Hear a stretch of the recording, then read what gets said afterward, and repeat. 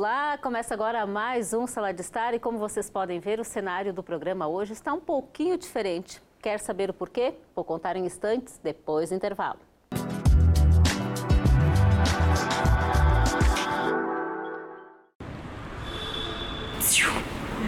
Desculpa, olha só, o senhor pode até conferir ali na câmera de segurança, isso aqui não estava assim, tá vendo? E a senhora quer que eu faça o quê? O senhor não sabe? De acordo com o Superior Tribunal de Justiça, a empresa responde pela reparação de danos e pelo furto de veículos ocorridos dentro do seu estacionamento. Só um minutinho, por favor. Claro. 25 anos do Código de Defesa do Consumidor. A melhor defesa é a informação.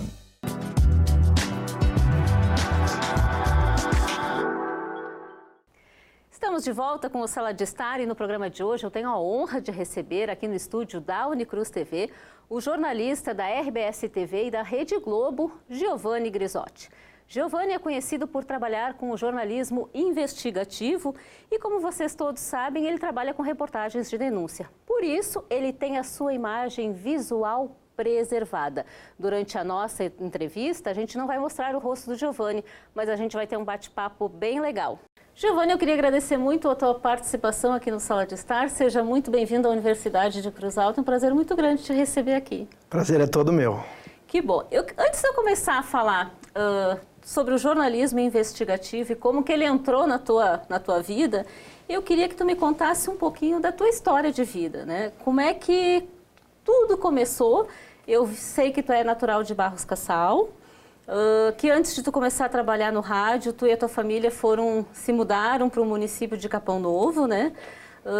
Lá no litoral gaúcho, e tu começou a trabalhar com serviços de empreiteiro. É isso mesmo? Conta um pouquinho dessa história pra gente. É isso mesmo. Quando eu era criança, lá em Barros Cassal, eu tinha, por brincadeira, fingir que eu era cinegrafista de um quadro que existia na RBS naquela época chamado RBS Cidade. Então eu pegava uma caixinha de papel, colocava no ombro e fingia que eu estava filmando as pessoas na rua. Depois, no segundo momento, eu consegui comprar um gravadorzinho de áudio e então eu saía fazer entrevistas com amigos, com pessoas na rua, simulando a atividade de um repórter. Sim. Isso aos 10, 11, 12 anos de idade. Depois, aos 17, eu me mudei junto com o meu irmão e com a minha família para Capão Novo. E aí lá eu passei a ter uma atividade bem diferente daquilo que se espera de um jornalista. Sim. Ou seja, eu vendia milho verde na praia, eu trabalhava como servente de obra para o meu irmão, que tinha uma construtora. E até os 22 anos, basicamente, essa era a minha atividade lá no Litoral Norte. Né? Sim, E me diz uma coisa, naquela época a vida era um pouco difícil, como é que era isso? É porque eu não estava realizado profissionalmente, né? Não era aquilo que eu queria para mim. Sim. E essa coisa da comunicação sempre teve muito presente na minha vida. Eu sempre fui orador das minhas turmas de colégio, eu sempre gostei de fazer textos, redações, tirava sempre notas boas nas redações.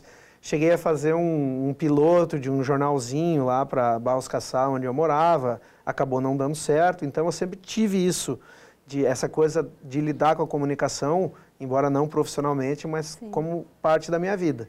E aí tudo começou a mudar quando lá em Capão Novo, um grupo de alunas do curso de Relações Públicas da PUC foi realizar um trabalho social na comunidade onde eu morava, que era a Vila São José, e lá eles estimularam nesse trabalho as pessoas da comunidade a fazer valer a sua cidadania. E uma das propostas era visitar e acompanhar as sessões da Câmara de Vereadores de Capão da Canoa, que é a cidade sede que ficava a 8 quilômetros. E eu, então, a partir dessa proposta, a partir desse estímulo das alunas do curso de Relações Públicas, decidi assistir a uma sessão da Câmara de Vereadores de Capão, e foi quando, então, eu deparei com um vereador bêbado na tribuna. E indignado, redigi um texto, enviei uma cartinha, naquela época, pelo correio, para o Jornal de Capão, que era um jornalzinho menor que tinha em Capão da Canoa, e essa carta foi publicada. E eu guardo ela emoldurada num quadro até hoje, porque foi, digamos assim, a minha primeira manifestação jornalística num veículo. Sim. E a partir daquela carta, então, eu já estava, digamos assim, entre aspas, mal intencionado ao redigir aquela carta, porque a minha ideia era de que essa carta se transformasse numa coluna, em que eu pudesse passar para os moradores de Capão da Canoa as notícias que aconteciam em Capão Novo, que era onde eu morava. Sim. E foi de fato o que aconteceu.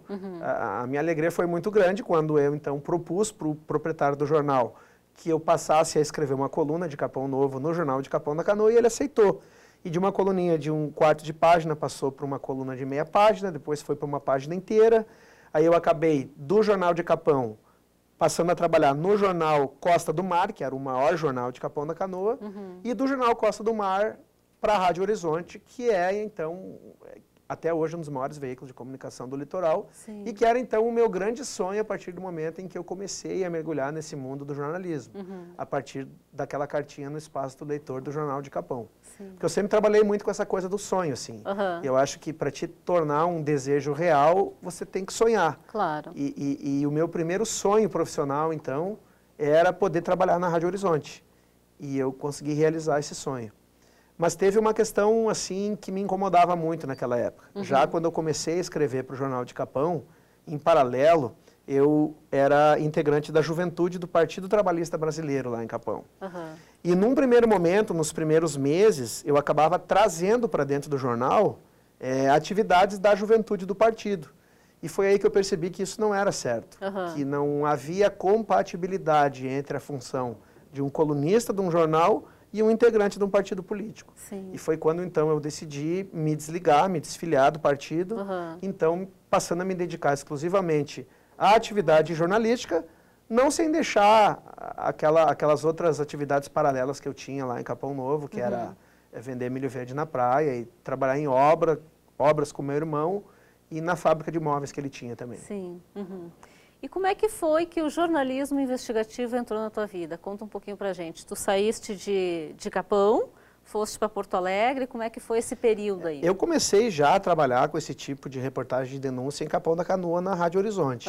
A primeira reportagem que teve repercussão estadual, inclusive, foi uma denúncia envolvendo venda de carteiras de motorista, em que eu me fiz passar por um comprador de uma carteira e consegui gravar o policial lá de Capão, dizendo que, mediante uma quantia em dinheiro, ele facilitaria as provas práticas e teóricas. Naquela época, a gente não trabalhava com arquivos digitais de computador, a gente gravava as reportagens naquelas fitas rolo magnéticas, e então eu lembro, como se fosse hoje, que aquela reportagem, a gente, através da direção da rádio, enviou por ônibus para Porto Alegre, para ela ser veiculada na Rádio Gaúcha no formato de uma fita rolo. E a partir daquele momento, então, eu passei a ter um segundo sonho em mente, que era de poder trabalhar na Rádio Gaúcha. Mas aí, na minha cabeça, naquele momento, era um sonho muito distante, muito difícil de realizar. Primeiro, porque eu sequer formado em jornalismo era naquele momento. E só que um dia, durante um temporal muito grande que teve em Capão da Canoa, a Rádio Gaúcha ligou para a direção da Rádio Horizonte para pedir um boletim sobre o temporal que havia alagado diversas casas lá em Capão da Canoa. E eu só não gravei aquele boletim, porque o diretor iria me indicar para gravar aquele boletim, porque eu não estava trabalhando naquele momento, eu já estava no meu horário de folga. E aí, então, eu passei a raciocinar o seguinte: poxa, se o diretor me escolheu para gravar um boletim para a Rádio Gaúcha, eu tenho condições de trabalhar na Rádio Gaúcha, eu tenho condições de, do litoral, passar boletins para uma rádio da capital. E foi aí que eu entrei em contato com a Rádio Gaúcha, tomei essa iniciativa, me oferecendo para, durante a baixa temporada, continuar abastecendo a rádio, que só vinha fazer a cobertura no verão, de assuntos referentes ao litoral norte. E foi aí que eu comecei a passar alguns boletins durante o ano para a Rádio Gaúcha, o que culminou com a minha contratação. Sim. E dali tu ganhaste o mundo. Pois é. Dali eu comecei a buscar um outro objetivo.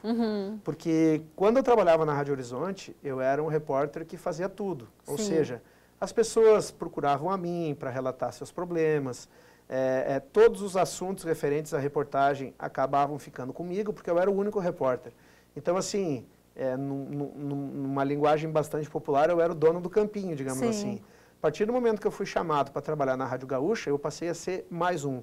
Porque a Rádio Gaúcha, naquela época, talvez tenha havido o seu auge, assim, em termos de grandes profissionais.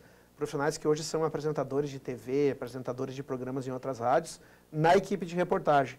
Então, eu recebia da chefia de reportagem os assuntos menos importantes. acompanhamentos de histórias, de reportagens que já haviam sido veiculadas. E isso passou a me incomodar um pouquinho, porque eu queria ter os meus assuntos, como eu tinha lá em Capão da Canoa. Eu queria poder trazer, eu fazer as minhas reportagens a partir das coisas que eu descobria. Né? Então eu comecei a fazer um trabalho de construção de fonte, ligando para delegados, quartéis da Polícia Militar, no primeiro momento mais voltado para a área da segurança pública. E aquilo fez com que eu começasse também a abastecer a rádio de informações que eu mesmo apurava. Informações que surgiam do contato entre as fontes e a minha pessoa. E aí que eu comecei a criar um perfil assim mais independente de jornalismo, aquele jornalismo mais proativo, mais que toma a iniciativa de fazer as coisas, que não espera um chefe te apresentar uma pauta para te desenvolver. Até surgir a primeira reportagem de denúncia, que foi, mais uma vez, envolvendo venda de carteiras de motorista. E aí que eu comecei a fazer esse tipo de reportagem, os ouvintes começaram a se identificar comigo, porque naquela época, e não é comum o rádio ter esse tipo de profissional que faz reportagem de denúncia, de investigação, eu acabei virando uma referência. Então as pessoas passaram a me procurar, porque sabiam que na Rádio Gaúcha tinha uma pessoa que não era o Giovanni Grisotti, era um repórter no imaginário delas, que fazia esse tipo de reportagem. E a partir daí foi crescendo, essa referência foi se solidificando, e da rádio, então, eu comecei a trabalhar para a TV, que foi, então, o meu último sonho, assim, que era poder mostrar tudo aquilo que eu mostrava na rádio na forma de áudio em imagens. Em imagens. A gente vai para um pequeno intervalo e volta em instantes com mais histórias de Giovanni Grisotti.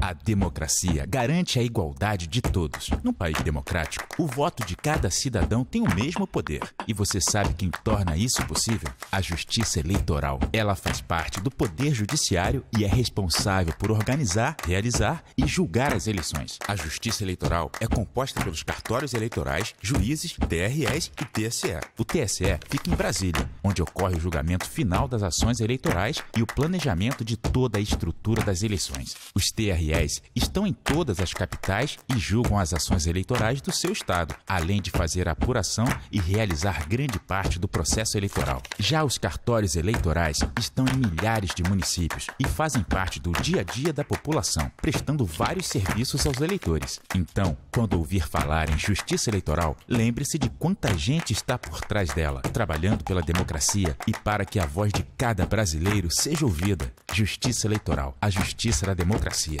O que transforma sonhos em conquistas? Muitas vezes é uma oportunidade. Conheça o programa de financiamento estudantil CredUni, o convênio entre Unicruz e Unicred, para tornar seu sonho realidade. CredUni, segurança para você ir além.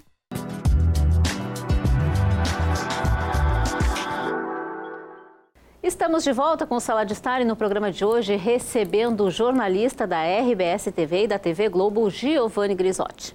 Giovanni, em algum momento, na época que tu estavas no rádio, tu pensava em ir para a TV ou era um sonho muito distante, assim, tu não almejava aquilo? A TV sempre me fascinou muito. Por exemplo, o Fantástico é um programa que sempre me fascinou desde criança. O show da vida, aquelas dançarinas emergindo da água, aquela coisa que está no nosso imaginário até hoje, né? Mas eu nunca imaginei que um dia eu pudesse estar lá, pudesse estar, em vez de, na condição de telespectador, na condição de produtor de notícia, né? E a minha ida para a TV aconteceu, na verdade, a partir de um início de negociação que eu iniciei com a TV Globo em Brasília, que na época era dirigida por um gaúcho, e a gente começou a conversar. Eu tomei a iniciativa de mandar um material que era, na verdade, cópias das reportagens que a Zero Hora repercutia em cima do meu trabalho na Rádio Gaúcha, ao Alexandre Garcia, lá em Brasília. E o Alexandre Garcia fez uma ponte com o diretor da Globo na época.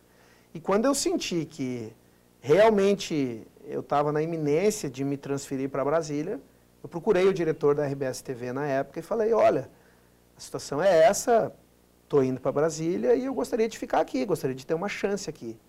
E ele imediatamente, para minha surpresa, tirou o telefone do gancho, entrou em contato com a gerente na época e a partir daquele dia eu comecei a trabalhar na RBS-TV, dividindo um turno na rádio e outro na RBS-TV. Qual é a tua sensação quando tu faz essas matérias de denúncia, Giovanni? Tu sente como se fizesse justiça com as próprias mãos? Não sei se seria esse o termo certo, mas tu sente que tu consegue ajudar realmente as pessoas denunciando e mostrando? Eu acho que a gente não faz justiça no aspecto técnico da coisa, porque a gente não é juiz, mas a gente provoca a justiça. Cada reportagem que a gente leva ao ar, ela é escolhida a partir do interesse público que há por trás daquele tema. Quanto mais ela interessar para a população, mais aquele assunto vai ter chance em, caso a gente consiga desenvolvê-lo, se transformar numa reportagem.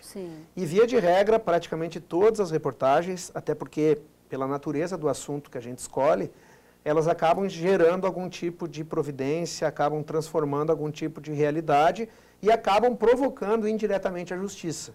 Porque uma investigação quase que sempre é aberta, essa investigação vai resultar em pessoas denunciadas ou indiciadas, seja pela polícia ou pelo Ministério Público, e isso vai gerar um processo judicial que lá no final, via de regra, resulta numa condenação.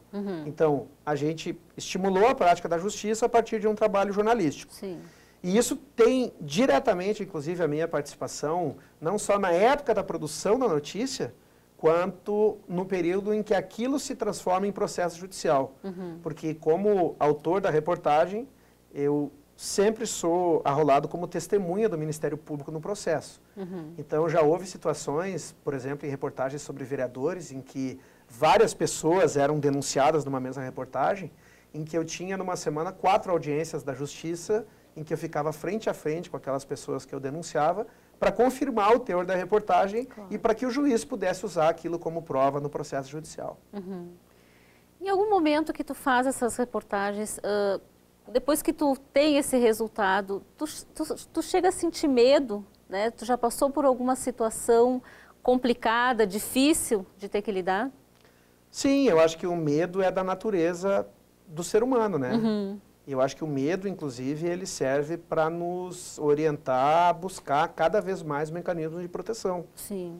O medo é um mecanismo natural do ser humano, o instinto do risco do animal, para ele se proteger, né? Mas quando eu estou realizando uma reportagem, eu não sinto medo. Até porque não dá tempo para sentir medo, eu não posso pensar em ter medo. Eu preciso pensar em me proteger, proteger a minha equipe e fazer com que o trabalho seja o mais jornalístico possível, o mais preciso possível.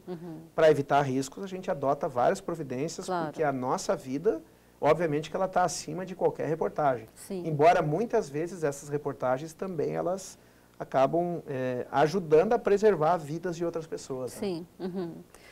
Há quanto tempo tu tem a tua identidade visual preservada, Giovanni? No começo, quando eu trabalhava na Rádio Gaúcha, eu cheguei a participar de alguns programas de TV. Mas a partir do momento em que eu comecei um trabalho na RBS TV, em que a proposta do diretor na época era de que eu não mostrasse a minha imagem para eu poder me infiltrar nos ambientes, para eu poder usar câmera escondida no meu trabalho, foi que eu passei a preservar, então, a minha imagem. E aí é sempre, muitas vezes, às vezes quando eu estou na rua, ou quando eu estou num ambiente externo, num ambiente de lazer, às vezes eu cuido mais câmeras e máquinas fotográficas que possam estar por perto do que o motivo pelo qual eu estou indo naquele lugar, né?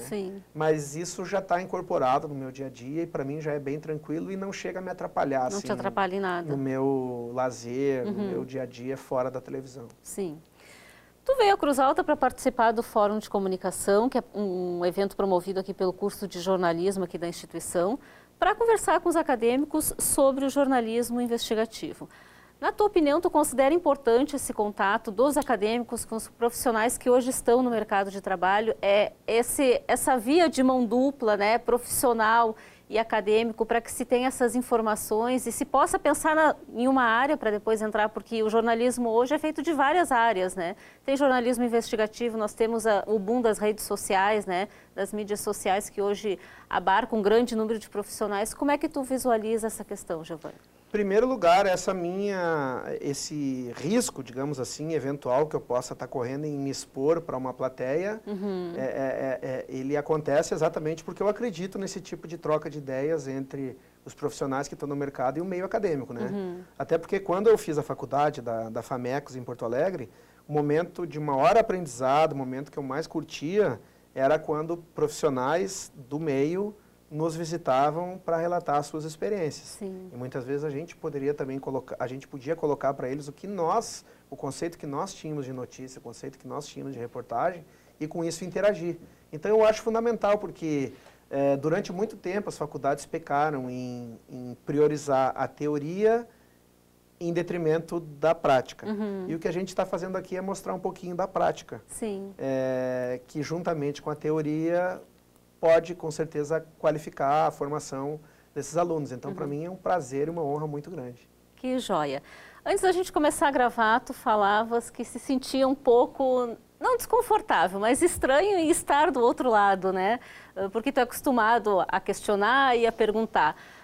Tu chega a ter contato com as pessoas para conversar mais sobre a vida, para ter situações mais leves do que essa rotina que tu vivencia no teu trabalho? Com certeza. Eu costumo dizer, eu sempre me resignei pelo fato de que esse tipo de reportagem não fazia eu me emocionar durante as matérias. E não provocava, não despertava emoção nas pessoas. Sim. Despertava não só em mim, na minha equipe, mas no público, e desperta ainda indignação. Claro. E eu encontrei na tradição gaúcha uma forma de me emocionar, porque eu acho que a emoção te torna mais humano, Sim. até mesmo na hora de fazer uma reportagem de denúncia.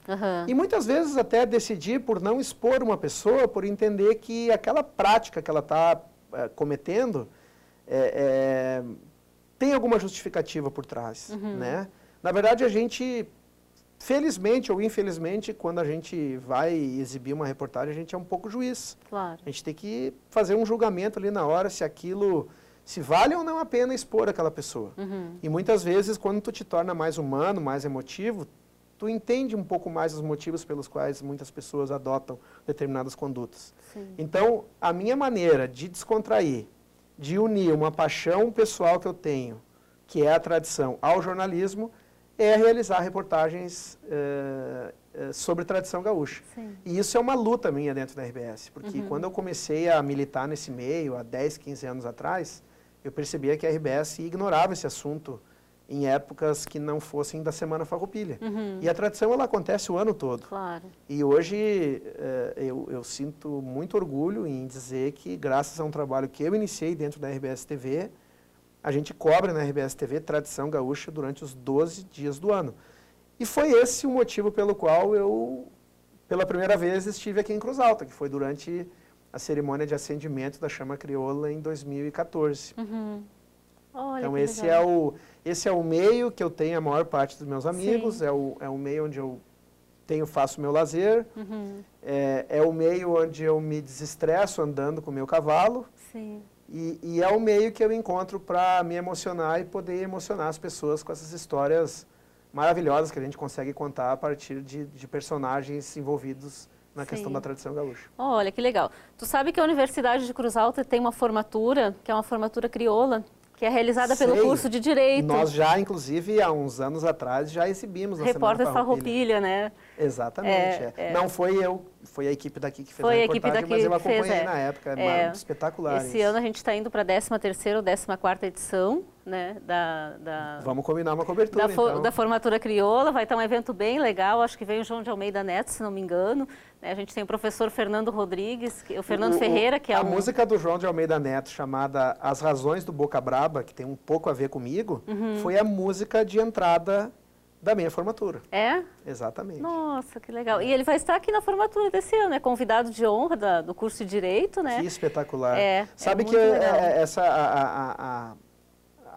a faculdade mergulhada nesse mundo da tradição ajuda muitas vezes a acabar com um estigma que tem de que a tradição ela é segmentada, que ela é das classes menos favorecidas. Ela, na verdade, ela é universal, né? A gente está exibindo agora, inclusive, o Desafio Farroupilha, que é um reality de danças tradicionais gaúchas que eu estou dirigindo e produzindo e fazendo as reportagens, em que a gente tem um dos selecionados, que é o DTG Noel Guarani, ele faz parte da Universidade Federal de Santa Maria. Nossa. Então isso vem ao encontro desse teu relato aí também. É verdade. E até onde a gente tem conhecimento, a Universidade de Cruz Alta é a única aqui no estado que realiza esse tipo de formatura, né? É um Maravilha. evento bem Vamos bonito. ter que acertar uma cobertura aí. É verdade. Assim, ó, toda a cerimônia é feita com, sabe, com versos, com prosas, tudo referenciando as nossas tradições. Um evento muito legal. Para a gente encerrar essa entrevista, Giovanni, eu queria fazer um bate-bola bem ligeirinho contigo. Como é que é para ti manter o teu sigilo hoje com todas essas questões das redes sociais, que é um boom, né? Tu vira para o lado, tem um celular, tu vira para o outro, tem outro. Como é que tu consegue lidar com essa situação? Eu e os colegas que trabalham comigo, a gente sempre tem esse cuidado. Esse resguardo. Como eu falei anteriormente, sempre prestar atenção em câmeras, celulares, máquinas fotográficas. Eu não participo, por exemplo, de entrevistas coletivas, porque ali há uma exposição muito grande dos profissionais que estão em torno ali da pessoa a ser entrevistada. Mas não abro mão do meu lazer, não abro mão de frequentar os locais onde eu me sinto bem. Que tu gosta. Mas sempre com aquele cuidado de não me expor, né? Giovanni Grisotti é um nome fictício ou verdadeiro? É verdadeiro. Ah, que legal. Tu já falaste que nas horas vagas gosta de participar das coisas ligadas ao nosso tradicionalismo, né? E o que Giovanni Grisotti espera do futuro? Eu acho que todos sejam felizes, né? Eu acho que quando tu faz o que tu gosta, eu acho que é o primeiro passo para tu ser feliz, pelo menos na vida profissional, né? Sim. E eu tenho uma coisa em mente que aquele tipo de discurso, assim, de que eu desejo um mundo melhor, um mundo mais igual, um mundo mais fraterno, eu prefiro dizer que eu espero que as pessoas sejam mais fraternas, que as pessoas sejam mais iguais, que elas sejam mais humanas. E cada um fazer a sua parte, porque o discurso é muito bonito, né? Só que na prática, às vezes, as pessoas dizem uma coisa e no seu dia a dia praticam outra, né? É aquela coisa assim, por exemplo, da pessoa que fura uma fila ou que cruza um sinal vermelho, mas que ao mesmo tempo critica o corrupto que está roubando lá em Brasília. Eu acho que uma coisa leva a outra e se cada um cuidar do seu, se cada um tentar ser feliz do seu jeito, eu acho que automaticamente o mundo vai ser melhor. Sim. Tá certo, Giovanni. Eu queria agradecer muito a tua participação aqui no Sala de Estar. Queria dizer que foi uma honra poder estar conversando contigo e levando um pouquinho da tua história para os telespectadores aqui da Unicruz TV. Obrigado, a honra toda foi minha. Um grande abraço a todos os telespectadores da Unicruz TV. Tá certo, obrigada. No Sala de Estar...